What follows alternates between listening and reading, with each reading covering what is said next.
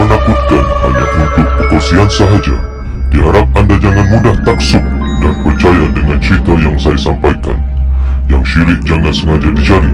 Hanya Allah sahaja yang perlu ditaati dan ditakuti.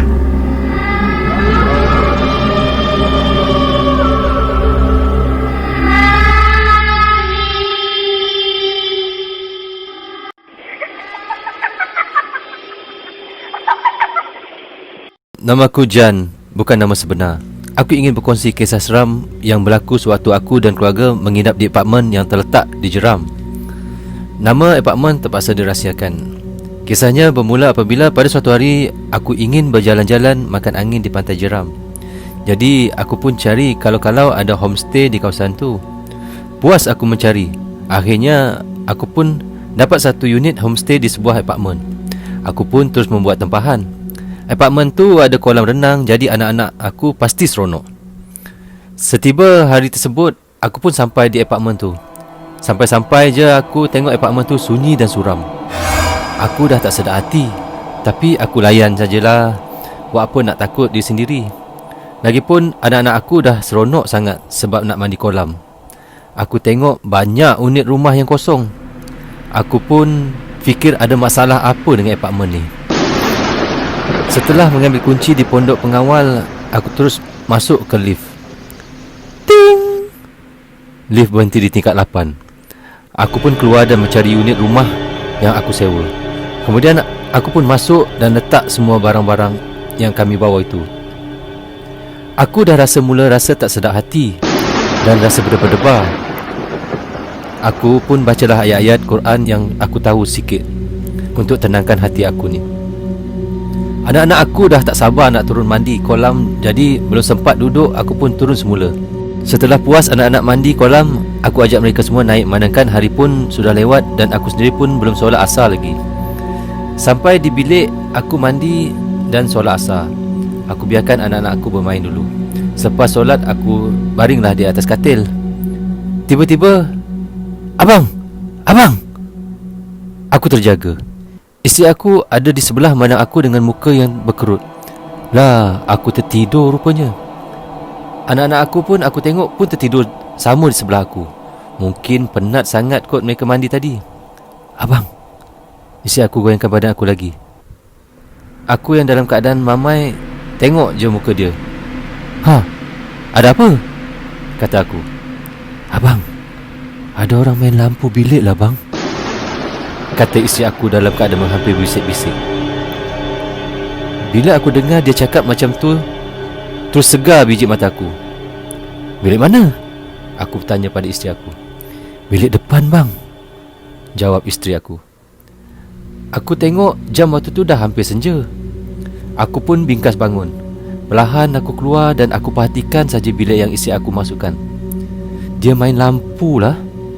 Betul kata awak, aku kata pada isteri aku. Kejap hidup, kejap padam. Kejap hidup, kejap padam. Waktu tu bulu roma aku dah tegak berdiri. Aku cuba beranikan diri untuk pergi ke bilik tersebut. Pintu bilik tu agak renggang dan aku pun buka pintu bilik tu perlahan-lahan seluas-luasnya. Aku tengok switch masih off ataupun masih ditutup. Aku pun hidupkanlah ataupun onkanlah lampu bilik tu biar terang. Kemudian aku duduk di ruang tamu. Aku perhatikan saja bilik tu. Lampu masih menyala. Aku pun alih pandangan keluar jendela. Belum sempat beberapa saat, tiba-tiba dam! Pintu bilik tadi ditutup dengan kasar. Bagai nak gugur jantung aku ketika tu. Bulu roma berdiri. Kepala menjadi panas dan terasa besar pula kepala aku. Aku terus bangun jumpa isteri aku dalam bilik. Sayang, kejutkan anak-anak, jom kita keluar. Aku arahkan isteri aku untuk kejutkan anak-anak. Sementara tu aku kemaskan barang. Isteri aku tak membantah, seolah-olah dia tahu apa yang berlaku. Aku tidak mahu mengambil risiko sekiranya kami bermalam di situ. Siap je aku kemaskan barang aku suruh isteri aku bawa anak-anak aku keluar. Ketika aku melangkah keluar, jantung aku berdegup kencang. Aku tak pandang pun bilik tu. Terus saja aku keluar. Keadaan di luar sudah gelap. Hanya beberapa lampu saja menyala di kaki lima. Memang bertambah seramlah ketika tu. Aku pun tutup pintu dan terus menuju ke arah lift. Ketika itu, isteri dan anak-anak aku dah berada di depan pintu lift. Beberapa langkah aku meninggalkan unit rumah tu, entah macam mana aku boleh pula memandang ke belakang. Aku lihat dengan jelas kujur tubuh berbalut putih berdiri tegak di depan pintu. Ya, itulah pocong. Buat pertama kali aku tengok live depan mata. Dengan kuat aku menjerit, Allahu Akbar! Kaki aku terasa lemah, tapi aku gagahkan juga berjalan ke arah isteri dan anak-anak aku. Masuk saja ke dalam lift, aku dah tak mampu berkata-kata. Sampai saja di bawah, terus aku pulangkan kunci pada Pakcik Gad. Pakcik Gad tu terus tanya, ni nak ke mana? Kami nak pergi keluar makan kejap lah, Pakcik. Terus Pakcik Gad tu buat tak tahu je pada kami. Malam tu juga kami gerak pulang ke rumah kami di Kuala Lumpur. Sampai di rumah, aku ceritakan kepada isteri apa yang aku nampak tadi. Keesokan pagi, badan aku panas. Isteri aku kata ketika aku tidur, aku banyak meracau. Akhirnya aku demam hampir seminggu. Sebabkan aku lemah semangat. Dan buat pertama kalinya aku memandang pocong.